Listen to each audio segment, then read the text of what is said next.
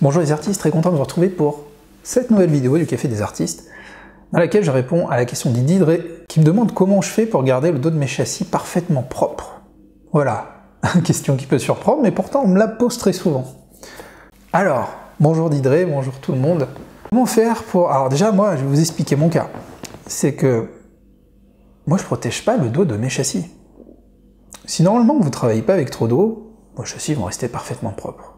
Si effectivement vous faites du pouring, ou vous utilisez beaucoup d'eau, ça va couler un peu. Ou autre cas, votre plan de travail est plein de peinture, parce que vous venez de faire un tableau, vous le laissez comme ça, vous posez un nouveau châssis, vous remettez à peindre, donc vous salissez votre châssis. Voilà. Après, c'est à vous aussi de faire attention, et d'être propre à ce niveau-là. Mais quoi qu'il se passe, c'est vrai que souvent on a un peu de peinture derrière quand ça commence à être un peu liquide. Et moi, ce qui me surprend beaucoup, mais c'est parce que c'est peut-être moi, hein, c'est que vous êtes beaucoup à vouloir enlever ces taches de peinture qu'il y a derrière. Mais moi je trouve que c'est dommage, ça a beaucoup de charme. Ça a beaucoup de charme, ça permet... Déjà le dos on va pas le voir, il n'y a que l'acquéreur qui va le voir. Parce que quand il va acheter son tableau, qu'il va l'accrocher, donc vous signez, vous contre-signez, vous mettez des informations au dos de votre toile, et il sera seul à voir tout ça. Mais c'est pas choquant de voir un peu de peinture.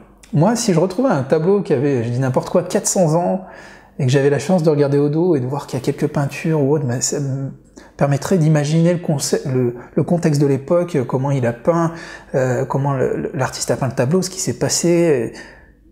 Moi, je trouve ça super. Je trouve ça super. C'est comme trouver parfois quelques poils de pinceau dans une toile, je trouve que c'est vivant, ça donne du caractère à une toile. Bah là, pour moi, c'est exactement pareil. Donc je le laisse, je cherche surtout pas à l'enlever. Après, voilà, c'était mon avis, donc pourquoi je m'embête pas avec ça. Si toutefois, c'est très taché, que vous voulez quand même l'enlever, il y a plusieurs solutions. Alors effectivement, vous pouvez mettre peut-être, et encore à voir parce que le sens de la couleur va être opposé, mais mettre du blue tape, mettre de l'adhésif de masquage sur le dos de votre châssis. Pourquoi pas? Ça peut fonctionner effectivement. Autre solution, qui est toute bête, une fois votre tableau bien sec, vous le retournez, vous mettez un coup de blanc ou un coup de gesso très léger sur votre cadre, vous recouvrez.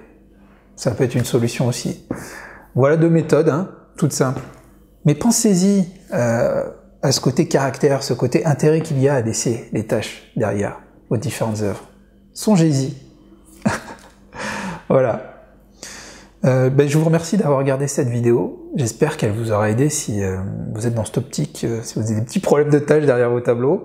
N'oubliez pas de liker et de vous abonner et de cliquer sur la petite cloche pour recevoir les 2 nouvelles vidéos que je fais chaque semaine. Vous pouvez aussi,